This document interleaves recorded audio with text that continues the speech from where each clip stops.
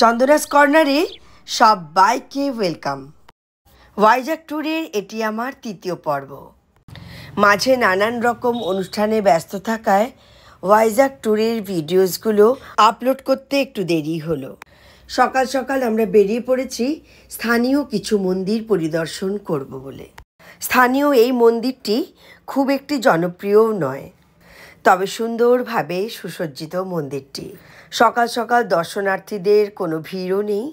এরপরে ভিডিওগ্রাফি করা যাবে না, ঠাকুরমশাই এমনটাই বললেন। নানা রকম দেবী দেবতা দিয়ে সাজানো মন্দিরটি আমরা ঘুরে ঘুরে পরিদর্শন করলাম।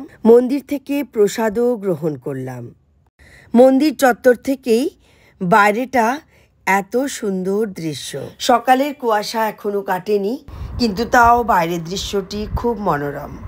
আমরা এসে পৌঁছালাম শ্রী কনক মহালক্ষ্মী মন্দিরে। এটি মন্দিরের প্রবেশদ্বার। ওয়াইজাগের শাসকদের পারিবারিক দেবতা তিনি কনক মহালক্ষ্মী আম্বাভারু নামেও পরিচিত। এটি একটি রহস্যময় মন্দির। মন্দিরটির ছাদ নেই বা কোনো দেওয়ালও নেই। এটি মন্দিরের একটি আশ্চর্যকর বৈশিষ্ট্য। এরপরে ক্যামেরা অ্যালাউড না। বিশ্বাস করা হয় যে 1 শতাব্দী আগে এটি কূপ থেকে বার করে এনে তাকে সরু রাস্তায় পবিত্র করা হয়েছিল। এখনও তিনি রাস্তার মাঝে বিদ্যমান আছেন। মা আম্বাভারু হলেন সত্যের জননী। মন্দির দেখে বেরোতে বেরোতে আমাদের বেশ দেরি হয়ে গেছে। টিফিন করার জন্য আমরা ঢুকলাম দাসপাল্লা হোটেলে।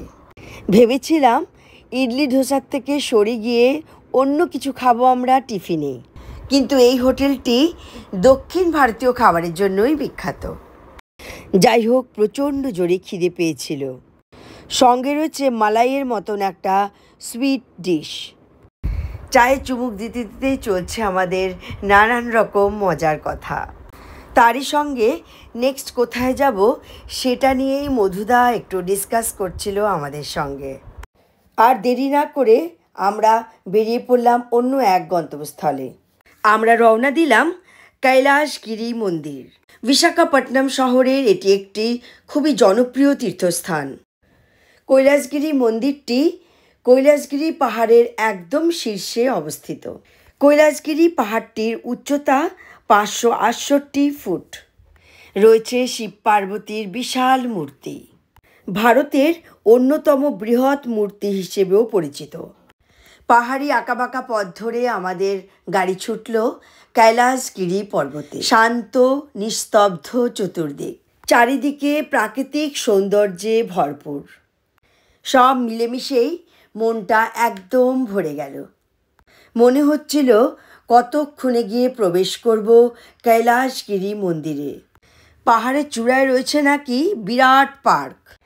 পার্কটিও নাকি দেখার মতন। 380 একর জমির উপরে পার্কটি, তাহলে অনেকটাই বড় এবং দেখার মতো।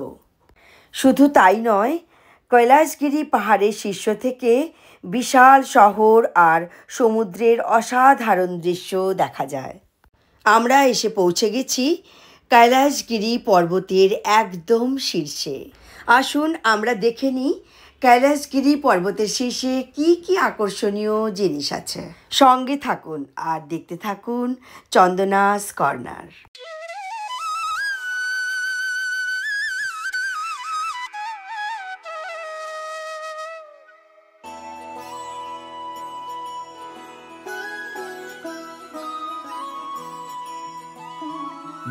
जय हो शंकरा आदिदेव शंकरा, तेरे जाप के बिना चले ये सांस किस तरह। मेरा कर्म तू ही जाने, क्या बुरा है क्या भला। तेरे रास्ते पे मैं तो आंख मूंद के चला। तेरे नाम की जोत ने सारा हर लिया तमस मेरा। কৈলাসগিরি পাহাড়ের শীর্ষ থেকে সত্যি সমুদ্রের দৃশ্য অসাধারণ। আমরা চলে এসেছি বিশাখাপট্টনম শহরের একটি জনপ্রিয় পার্কে, কৈলাসগিরি পর্বতের একদম শীর্ষে। এদিকে পার্কে দুই বন্ধুর দেখুন কাণ্ড, একদম ছেলেবেলায় ফিরে গেছে তারা। তবে এই মুহূর্তগুলোই মনে রাখার মতন মুহূর্ত, তাই না? তাই আমিও চুপি চুপি এই ভিডিওটা করে রাখলাম। দেখুন, দেখে মনে হচ্ছে এক দরিদ্র মানুষটির পাশে দাঁড়িয়ে আমি কথা বলছি। আসলে এটা রবিচাঁদের হাতের নমুনা। এটি আরেক একদম সজীব ওনার ভাস্কর্য। প্রতিটি ভাস্কর্য অসাধারণ। শিল্পের প্রতি গভীর প্রেম থাকলে শিল্প যে কোন মাত্রায় পৌঁছে যায়, ওনার শিল্পই একটি বিশেষ উদাহরণ। তার ভাস্কর্যগুলি প্রাকৃতিক সৌন্দর্য ও মানবিক আবেগের এক অনন্য সংমিশ্রণ। পার্কটি ছোটদের জন্য ভীষণ নিরাপদ। ছুটির দিনগুলোতে বাচ্চাদের নিয়ে বড়রাও খুব ভালোভাবে সময় কাটান। খুব মজাদার রাইড আছে এখানে। সংস্কৃতি ও প্রকৃতি সব কিছু মিলেমিশিয়ে এই পার্কটিতে পরিবারের সঙ্গে খুব ভালো করে সবাই সময় কাটান। রোদ একদম চড়া হয়ে উঠেছে, তাই বাড়ি ফিরে বিশ্রাম করাটাই ভালো।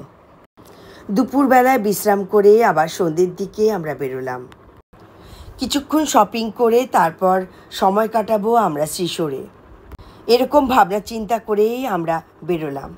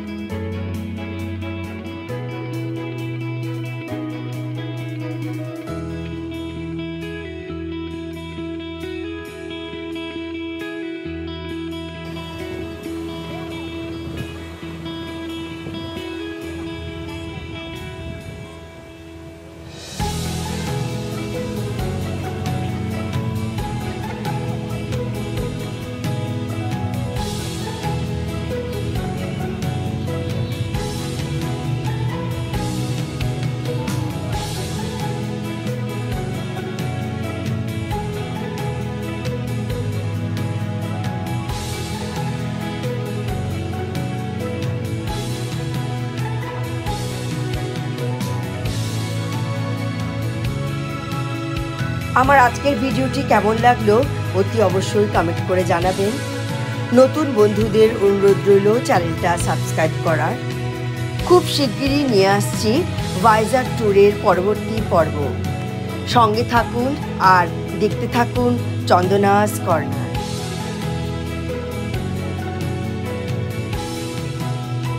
Thank you.